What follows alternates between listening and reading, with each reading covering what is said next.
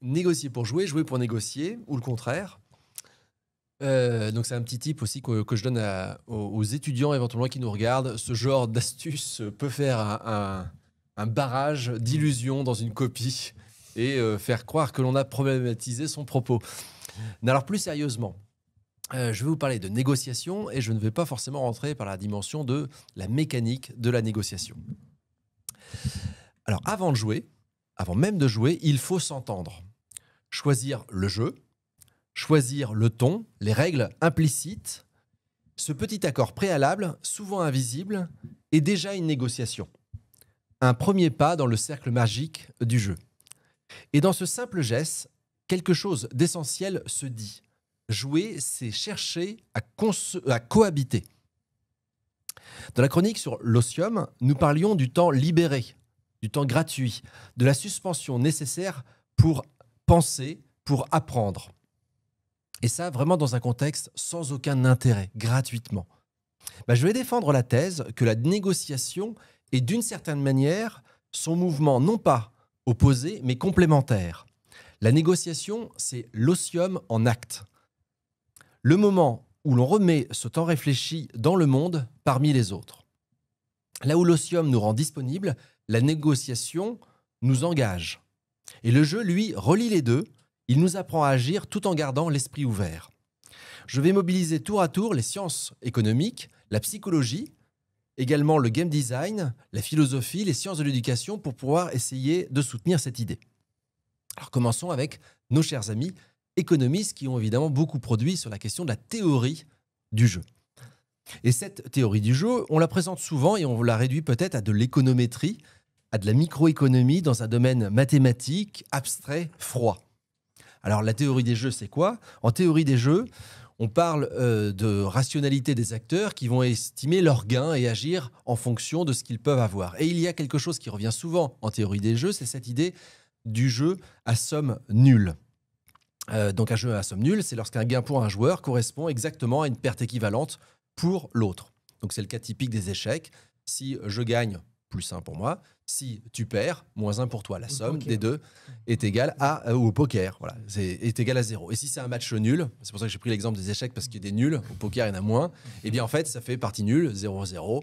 Et en fait il n'y a pas de gain pour l'un ou l'autre. La somme des gains est toujours nulle dans ce type de jeu. Ici la structure, elle est pensée comme antagoniste profondément. Tout progrès d'un côté et mécaniquement une régression de l'autre. Mais ce que nous oublions parfois, c'est que tous les jeux ne sont pas des combats à somme nulle. Et c'est plutôt rare d'ailleurs. J'ai eu beaucoup de mal finalement à trouver des jeux, des vrais jeux à somme nulle.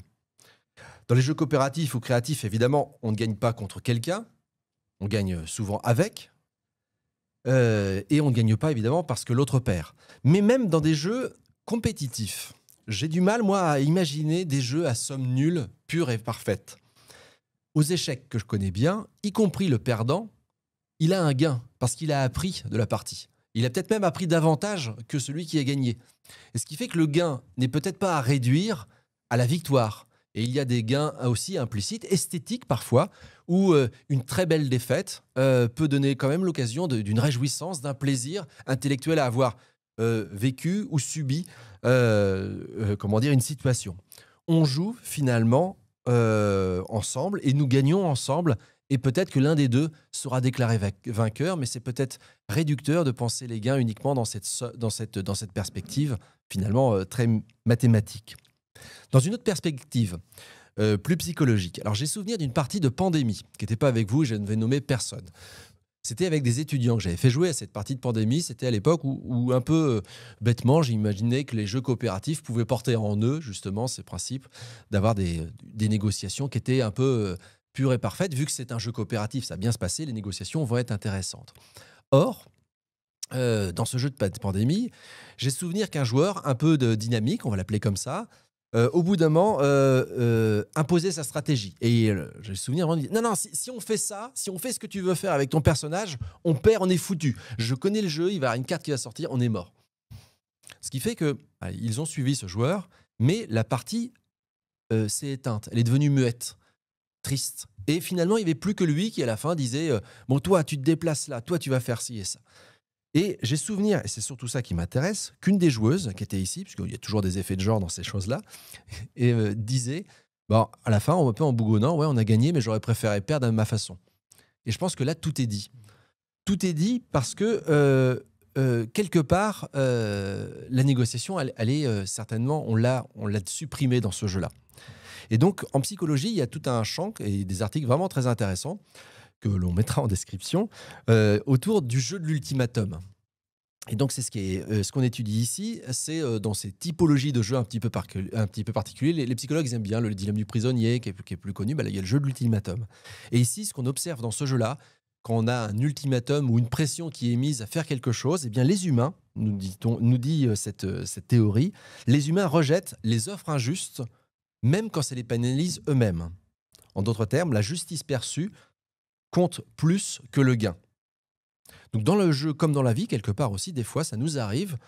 On ne veut pas simplement réussir, on veut aussi être reconnu comme interlocuteur. On veut être écouté. Et négocier, je pense que c'est d'abord cela. C'est accepter que l'autre ait voix au chapitre.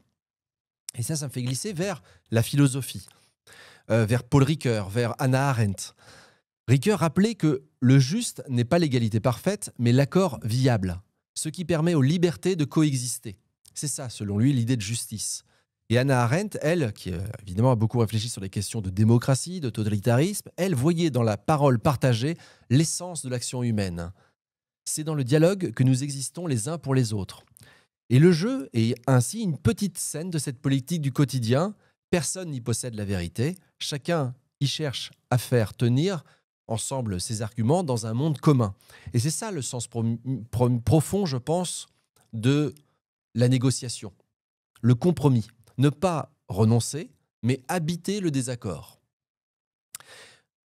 Intéressons-nous maintenant au jeu, évidemment, parce que c'est ce qui nous intéresse le plus. Et dans une partie de jeu, les mécaniques, et les game designers pourront peut-être le confirmer, je pense que c'est intégré.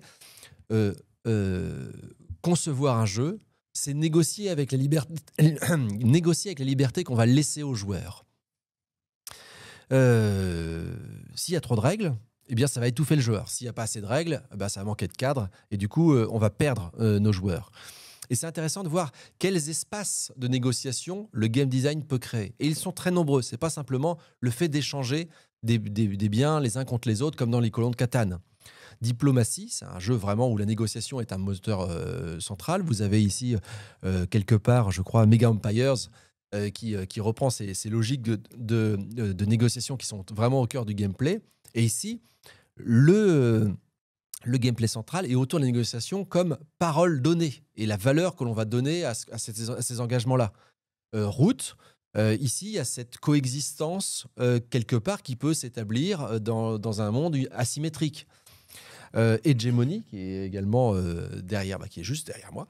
Hégémonie, bravo pour la mise en scène. Ici, on a en fait en permanence des négociations qui sont pourtant presque quasi impossibles parce qu'on a des intérêts qui sont antagonistes.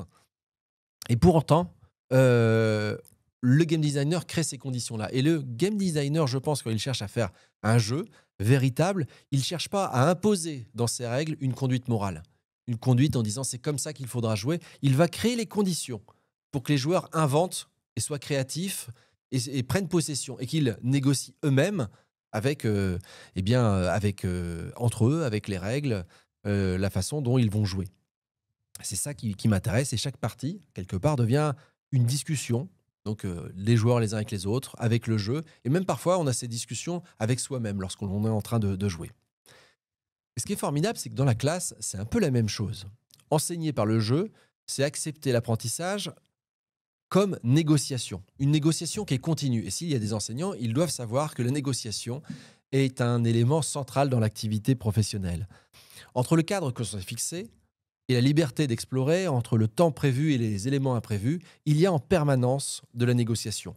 On n'est pas en train de transmettre des ordres, de demander, enfin j'espère pas, mais on est en train de proposer pédagogiquement des éléments, on les discute, on les reformule, et on n'est pas très très loin de ce qu'on discutait la semaine dernière autour de la rejouabilité, où on est dans cette logique encore et encore finalement de travailler avec son public. Dans l'acte pédagogique, il y a toujours une part de négociation. Et donc c'est cet élément qui fait qu'on négocie avec les ressources, avec les participants, avec soi-même, On transige parfois en disant: «Bon allez, je vais négocier quelque part», en disant: «C'est pas grave cette année, on verra pas cette partie-là». Peut-être que, au contraire, je vais avoir des arbitrages de négociations qui seront différents. Peut-être que les étudiants, en fonction de leurs intérêts, vont me faire pencher à développer tel ou tel point. On est dans ces éléments qui font que le dispositif, c'est un dispositif vivant. Alors, négocier dans le jeu comme dans la vie, ce n'est pas céder. C'est choisir vraiment de faire monde ensemble. Ce n'est pas juste donner un mouton contre un bois, c'est transformer la rivalité en conversation, la compétition en cohabitation. Aucune règle n'a de sens sans consentement. Aucune victoire, je pense, ne vaut sans reconnaissance mutuelle. Et peut-être que le jeu, dans sa simplicité, nous apprend exactement cela. Que le désaccord, que le déséquilibre, c'est une source de lien. Et quelque part, le compromis, ça c'est une vraie source de satisfaction, voire de joie. Au fond, parce que c'est ça qu'il s'agit, hein, quand on fait de l'éducation au sens large, on cherche à apprendre à vivre ensemble dans un monde qui ne sera jamais tout à fait à notre mesure et pourtant continuer à y jouer dedans avec les autres.